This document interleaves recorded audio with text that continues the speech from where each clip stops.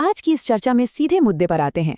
हम 27 साल के रेयान के जीवन के एक बिल्कुल वास्तविक महीने दर महीने चलने वाले गणितीय सिमुलेशन में उतरने वाले हैं। उसका लक्ष्य बहुत ही सीधा है, लेकिन हैरत अंगेज रूप से बड़ा है। 32 साल की उम्र तक हमेशा के लिए रिटायर होना। अब हम सबके मन में ये सवाल आना लाजमी है कि क्या ये वाकई मुमकिन है। इस लक्ष्य को सच करने के लिए रेयान को लगभग शून्य से शुरुआत करके केवल 5 वर्षों में $7.5 लाख के भारी भरकम आंकड़े तक पहुंचना होगा। गणित के नजरिए से देखें तो इसका सीधा सा मतलब है 75% की जबरदस्त बचत दर, बाजार से लगातार 10% का रिटर्न, और ये पूरी उम्मीद के रास्ते में कोई भी वित्तीय आपातकाल या अनपेक्षित खर्च न आए। बिल्कुल जीरो एरर मार्जिन।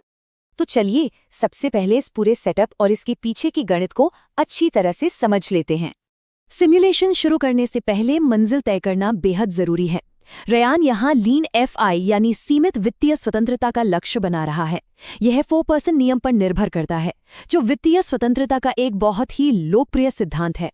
इसके अनुसार अगर $30,000 के न्यूनतम वार्षिक खर्च को 25 से गुणा किया जाए तो $7,50,000 का वो जादुई नंबर सामने आता है जो जीवन भर के बुनियादी खर्चों को कवर कर सकता है। और ये व्यक्तिगत वित्त का शायद सबसे महत्वपूर्ण और चौंकाने वाला गणित है।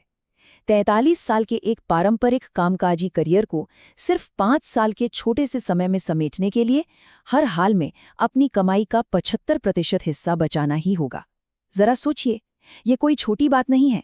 इसके लिए जीवन शैली में ऐसी कटौती की आवश्यकता होती है जिसके बारे में सोचना भी मुश्किल है। और यहीं पर एक बहुत ही कड़वी सच्चाई सामने आती है। $85,000 के वेतन पर टैक्स कटने के बाद $65,000 घर ले जाने और उसमें से $48,750 का सीधा निवेश करने पर हर एक बुनियादी खर्च के लिए महीने में सिर्फ $1,354 बचते हैं। जरा इस पर गौर करें। इसी छोटे से बजट में किराया, खाना, बिजली, पानी और स्वास्थ्य बीमा सब कुछ शामिल है। सब कुछ। अब आते हैं पहले और दूसरे साल पर। यही वो समय है जब असली संघर्ष शुरू होता है और वित्तीय लीवर्स को खींचना पड़ता है। एक कम लागत वाले शहर में जाने, कार बेचकर पुरानी साइकिल चलाने और अपने सभी गैर जरूरी सामाजिक खर्चों में निर्ममता से कटौती करने के बाद पहले वर्ष का अंत $56,000 के निवेश के साथ होता है, जो कि शानदार है। लेकिन यहीं पर गणित के हिसाब से एक बहुत बड़ी रुकावट आ जाती है। सबसे महत्वपूर्ण बात यह है कि केवल खर्चों में कटौती करना ही काफी नहीं है। 5 वर्षों में 75% की जबरदस्त बचत भी केवल $2,50,000 तक ही ले जाती है। इसका साफ मतलब है कि लक्ष्य तक पहुंचने के लिए कहीं और से $500,000 खोजने होंगे। मतलब केवल कंजूसी से ये जंग नहीं जीती जा सकती। दूसरे वर्ष में प्रवेश करते हुए इस योजना को बचाने के लिए एक साथ 3 वित्तीय लीवर्स को खींचना जरूरी हो जाता है।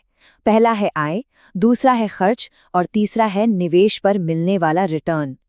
चूंकि खर्चों में पहले ही अधिकतम कटौती हो चुकी है, अब पूरा का पूरा ध्यान अपनी आय को आक्रामक रूप से बढ़ाने पर केंद्रित करना होगा। 12% वेतन वृद्धि पर बातचीत करके, नए सर्टिफिकेशंस के साथ नौकरी बदलकर और प्रति सप्ताह 10 घंटे फ्रीलांस काम करके आय को $85,000 से बढ़ाकर लगभग $149,000 किया जा सकता है। इसका परिणाम ये होता है कि बचत दर 85% हो जाती है और दूसरे वर्ष के अंत में $135,000 के निवेश के साथ एक बहुत ही मजबूत स्थिति बन जाती है। यहाँ से कहानी एक बहुत ही दिलचस्प मोड़ लेती है। साल नंबर 3 और कोस्ट एफआई का रहस्य। यह सिमुलेशन का सबसे महत्वपूर्ण मोड़ है। ये वो क्षण है जब वास्तव में पूरी तरह से बचत करना रोका जा सकता है। कोस्ट एफआई की अवधारणा के अनुसार बाजार के औसत 8% विकास को मानकर चलें तो यदि 29 वर्ष की आयु के बाद कभी भी एक और पैसा निवेश नहीं किया जाता है तो भी वो $135,000 59 वर्ष की आयु तक बढ़कर $1.36 मिलियन हो जाएंगे। पूर्ण वित्तीय स्वतंत्रता यहीं सुनिश्चित हो जाती है। अगर हम इस आक्रामक रणनीति की तुलना जेक नाम के एक व्यक्ति से करें जिसने 22 साल की उम्र से लगातार 15% की एक सामान्य बचत की, तो एक बहुत ही दिलचस्प बात सामने आती है। इन शुरुआती वर्षों के इस अत्यधिक बलिदान से केवल 6 अतिरिक्त वर्षों का शीघ्र रिटायरमेंट मिलता है। जी हाँ, केवल 6 साल, न कि दशकों का समय जिसकी शुरुआत में शायद बहुत से लोग उम्मीद करते हैं। ये आंकड़ा कोस्ट एफआई के एक बहुत ही अंडररेटेड लेकिन पूरी तरह से वैध अंतिम लक्ष्य को प्रकट करता है। ये ऐसा बिंदु है जहां से तनाव मुक्त होकर जीवन का आनंद लिया जा सकता है। लेकिन चूंकि इस सिमुलेशन में एक सख्त 5 वर्षीय लक्ष्य तय किया गया है, इसलिए ये यात्रा अपने सबसे कठिन और अनिश्चित चरण की ओर आगे बढ़ती है। अब आता है चौथा साल और इसके साथ ही एंट्री होती है एक बड़े जोखिम की, जिसे सीक्वेंस ऑफ रिटर्न्स रिस्क कहा जाता है। जैसे ही चौथे वर्ष में प्रवेश होता है, सामना शेयर बाजार की अप्रत्याशित वास्तविकता से होता है। हालांकि 1 सदी का इतिहास दिखाता है कि S&P 500 सालाना 10% का औसत रिटर्न देता है। चौथे वर्ष में सिर्फ एक 15% की बाजार गिरावट समय सीमा को 18 महीने पीछे धकेल सकती है। यही वो अनिश्चितता है जो किसी भी आक्रामक योजना को बिगाड़ सकती है। और आखिरकार हम पहुंचते हैं 5वें साल में, जहां सामना होता है एक अभेद्य गणितीय दीवार से। ये मानकर कि 8% का एक मानक रिटर्न मिलता है, यह सफर $3,15,000 के निवेश के साथ अपने अंतिम वर्ष में प्रवेश करता है। अब सामने है मूल वादे की पूर्ण गणितीय असंभवता। $7,50,000 के लक्ष्य को प्राप्त करने के लिए अब $4,35,000 का एक बहुत बड़ा अंतर बाकी है, जिसे केवल एक ही वर्ष के भीतर भरना होगा, एक ही साल में। इस समय तक आय $160,000 तक पहुंच चुकी है और 85% बचत दर को अधिकतम करते हुए $1,10,000 का निवेश किया जाता है। फिर भी लक्ष्य तक पहुंचने के लिए शुद्ध बाजार वृद्धि से $3,25,000 की आवश्यकता है। इसका मतलब है एक ही वर्ष में लगभग 90% रिटर्न की मांग करना।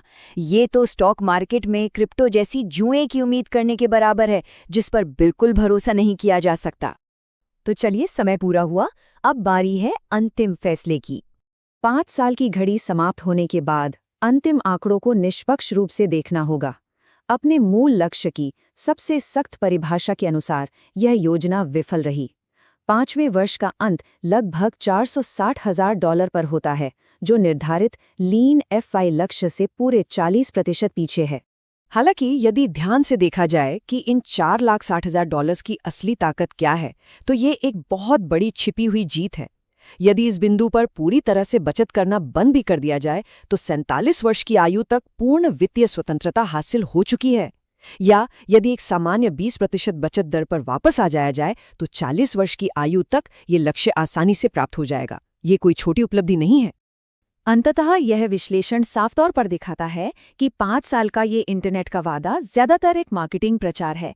इसका असली मूल्य इसे सटीक रूप से प्राप्त करने में नहीं है, बल्कि सच्चाई ये है कि इसके लिए प्रयास करने से भविष्य के लिए जीवन के लगभग 25 साल वापस खरीदे जा चुके हैं, जो कि एक असाधारण बात है, जो एक अंतिम और गहरे प्रश्न पर लाकर खड़ा करता है।